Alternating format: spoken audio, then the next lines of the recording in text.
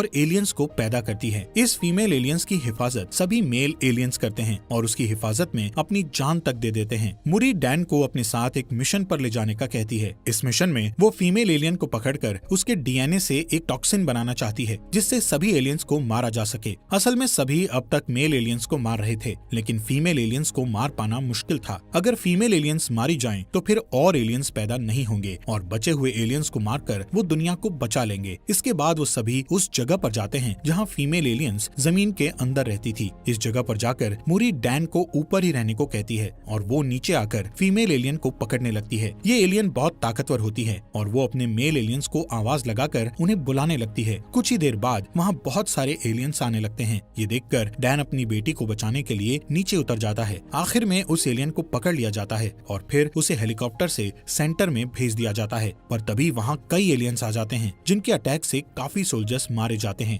इधर डैन और मूरी आर्मी की एक कार में बैठ जाते हैं जहाँ डैन कार को ड्राइव करता है और मूरी एलियंस पर शूट करती है। इसके बाद वो दोनों एक बीच पर पहुंच जाते हैं जहाँ एक भी एलियन नहीं था। इधर मूरी डैन से गुस्सा होकर पूछती है कि वो हेलीकॉप्टर से नीचे क्यों आया, जिस पर डैन कहता है कि तुम मेरी बेटी हो और तुम्हें खतरे में देखकर मैं चुप कैसे बैठ सकता था। यहाँ मूरी डैन को बताती है कि मैं जब 12 साल की थी तब तुम मुझे और मेरी माँ को छोड़कर चले गए थे और फिर कुछ सालों बाद तुम्हारी डेथ हो गई। यही कारण था कि मूरी अभी तक डैन को देखकर खुश नहीं थी। मूरी को रोता देख डैन बहुत दुखी होता है। उसे समझ नहीं आ रहा था कि आखिर उसने पास्ट में अपनी फैमिली को क्यों छोड़ा। थोड़ी ही देर बाद वहाँ हेलीकॉप्टर आता है और समुद्र के बीच बने आर्मी सेंटर में ले जाता है। इस जगह को इतना खास बनाया गया था कि कोई भी एलियन वहाँ ना आ सके। इस जगह पर ही उस फीमेल एलियन को रखा गया था। मूरी उसका ब्लड सैंपल लेकर उसका डीएनए निकालती है। डीएनए चेक करने पर उसे पता चलता है कि उसे अभी कई सैंपल लेकर हजारों टेस्ट करने होंगे, तब जाकर एक टॉक्सिन बनेगा। इस टॉक्सिन के बनने के बाद वो सभी एलियंस को आसानी से मार सकेंगे। मूरी लेकिन उससे पहले प्रभु श्री राम का नाम लेकर वीडियो को लाइक और चैनल को सब्सक्राइब करें। जो भी ऐसा करेगा उसे 24 घंटे में अच्छी खबर मिलेगी। अगर आप लोगों को यकीन नहीं हो तो करके देख लेना। सभी डीएनए सैंपल्स पर काम करती है, पर उसे अभी तक परफेक्ट डीएनए सैंपल नहीं मिला था। ये सैंपल सिर्फ 60% और 50% तक सीमित होते थे। मूरी पूरी रात जागकर सैंपल टेस्ट करती है, पर अभी तक उसे कोई अच्छा रिजल्ट नहीं मिलता है। इसके बाद वहाँ डैन आता है और मूरी को रेस्ट करने का कहता है। आज ही के दिन डैन को यहाँ 7 दिन हो चुके थे, इसलिए अब उसे वापस 2022 में जाना था।